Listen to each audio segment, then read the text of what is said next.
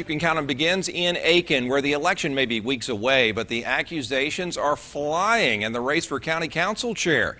News Channel 6's Samantha Williams covering questions about a recent political forum. She's live for us now tonight. Samantha? The forum took place last week, and now one man is wondering if candidate Gary Bunker had an unfair advantage that night. Katie Ruthven was a panelist at last week's forum. He got a front row seat for Gary Bunker's performance, and he says he was concerned with the way Bunker answered the questions. He definitely did read them versus, like I say, talk off the cuff, which could lead into the speculation of what's going on. In fact, Ruthven says he's concerned information was handed to Bunker ahead of time. So what does Bunker have to say? He says he sent an email to Aiken GOP Chairman Andrew O'Byrne asking for guidance on the format of the forum. But Bunker says O'Byrne did not respond.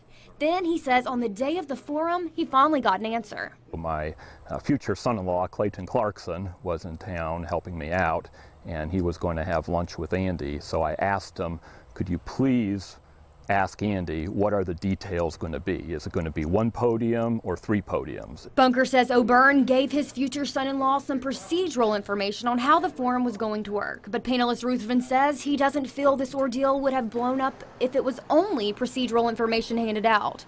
Ruthven says he recently spoke with O'Byrne. He had, in previous conversations, told me that he had said to people that he had given some information to one of the candidates and not the other, and he realized that was a mistake and now has found himself in between a rock and a hard place.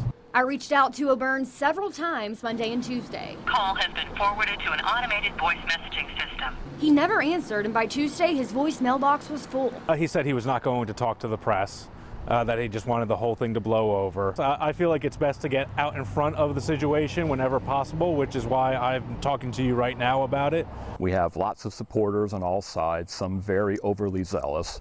And is it any wonder that now all of a sudden, 3 weeks from the campaign, the mudslinging has started? As the past chairman of the Republican Party and also serving on the executive committee of the SCGOP for years prior, I'm a little disheartened that this has come about, and there's now the GOP's reputation has been tarnished by the actions of one.